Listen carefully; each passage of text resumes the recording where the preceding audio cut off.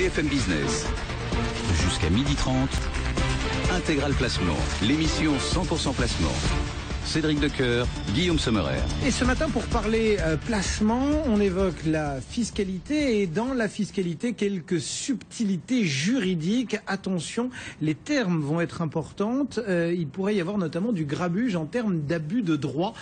Pour en parler, Benoît Lombard est avec nous. Bonjour Benoît. Bonjour. Alors, on est clairement dans le domaine de la défiscalisation, ce qui, on le rappelle, n'est pas du tout, enfin l'optimisation fiscale, ce qui, on le rappelle, n'est a priori pas du tout délictueux.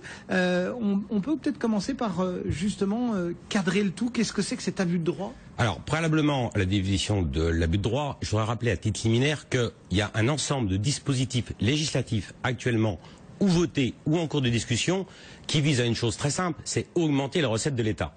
Il y a une loi contre la fraude fiscale, censurée partiellement par le Conseil constitutionnel le 4 décembre dernier. Et puis là, on est en train de mettre sur le devant de la scène la redéfinition de l'abus de droit, qui est une notion définie. De quoi s'agit-il exactement ? L'abus de droit est défini strictement par l'article 64 du livre des procédures fiscales. Qu'est-ce qu'il dit ?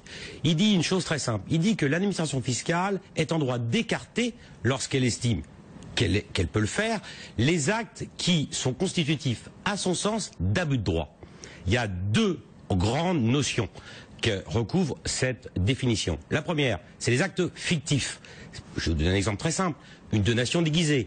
Une personne qui, sur son lit de mort, souhaiterait, n'ayant pas d'héritier, transmettre sa propriété à un de ses neveux, et si jamais elle ne le faisait pas, ou elle le faisait au jour de son décès par testament, le neveu supporterait 60% de droits de succession, eh bien, aurait tendance à vouloir vendre, moyennant rente viagère, à son neveu. Là, il y aurait le droit d'enregistrement de seulement 7%, son actif. Le neveu paierait, pas de bouquet, mais une rente qui ne serait jamais versée, car la malheureuse tante décéderait là, ce serait fictif, peu de temps après. Ce serait fictif. Donc là, l'administration fiscale recadre et dit ce n'est pas possible. Deuxième chose, c'est lorsque l'administration fiscale estime qu'il y a une fraude à la loi. Alors là, il y a deux éléments importants.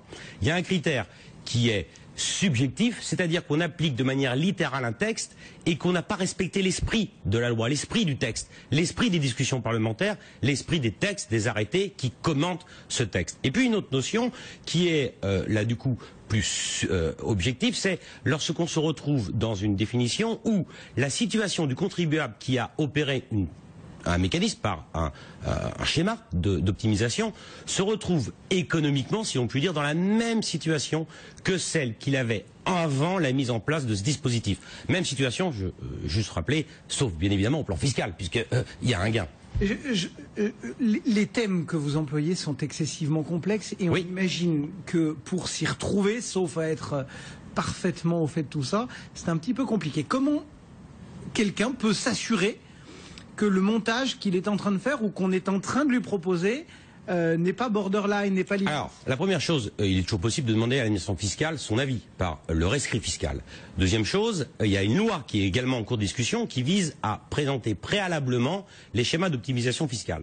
Si on n'est pas dans ce contexte-là, ces lois étant en passe d'être votées ou venant de l'être, eh bien, on opère un schéma, un mécanisme d'optimisation, et puis on voit les effets bénéfiques. Mais l'administration fiscale, elle, peut redresser. Elle envoie un avis de redressement, et là, le contribuable, qui peut s'avérer contesté, il a le droit d'écarter la présomption d'abus de droit que nous donne l'administration fiscale, va saisir le comité des abus de droit. Le comité des abus de droit est il y a quand même une instance supérieure qui... Alors c'est pas une instance supérieure, c'est un comité consultatif. Du reste, avant la réforme de 2009, il s'appelait le comité consultatif de répression des abus de droit. Mais comme l'acronyme c'était CRAD, on trouvait ça pas joli, on a préféré le renommer en l'appelant le comité des abus de droit. Donc le comité des abus de droit peut être saisi par l'administration ou le contribuable. Si l'administration a un avis favorable, si le comité des abus de droit émet un avis favorable à l'administration, eh bien c'est au contribuable de prouver qu'en réalité, il n'a pas voulu frauder la loi. Si en revanche, elle a mis un avis défavorable à l'administration, là du coup, il y a un renversement de la charge de la preuve et c'est à l'administration de prouver qu'il y a abus de droit. Je rappelle juste que les sanctions sont lourdes. C'est-à-dire ? Les sanctions, si jamais il y a abus de droit, bien évidemment, il y a l'impôt qui est dû, les pénalités afférentes à l'impôt, et puis des sanctions qui peuvent aller de 40 à 80%, le plus souvent c'est 80%. Donc est-ce que le jeu en vaut la chandelle? Attention. Il y a, et on termine assez rapidement, un mot qui est susceptible de changer et qui va tout modifié dans le projet de loi de finances 2014. Dans le projet de loi de finances, il est dit que les motifs qui sont principalement, donc exclusivement, fiscal, à la différence de principalement. Alors, qui est actuellement dans la définition. Un petit mot qui change. Un petit mot qui change. Je rappelle que ce qui est principal, si on regarde le Robert, les définitions du Robert de Larousse, c'est avant les autres. Et ce qui est exclusif, ça à l'exclusion des autres.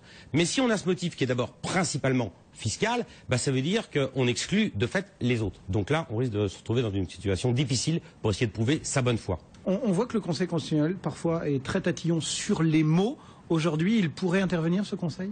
Le Conseil constitutionnel, s'il est saisi, il aura la faculté de pouvoir estimer que là, on va trop loin. Et si on va trop loin, c'est qu'on ne donne pas la faculté au contribuable de pouvoir se défendre. Et s'il ne peut pas se défendre, le contribuable, on se retrouve dans l'arbitraire. On se retrouve dans presque l'inquisition.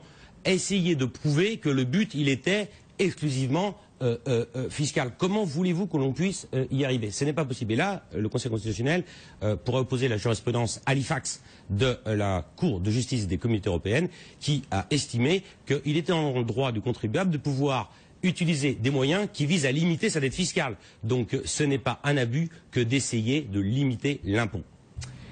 Eh bien voilà, un petit mot qui peut tout changer en termes d'abus de droit. Quand on parle de fiscalité, on l'a bien compris avec les amendes éventuelles, c'est loin d'être rien du tout. Merci beaucoup Benoît Lombard, associé gérant chez Vitam.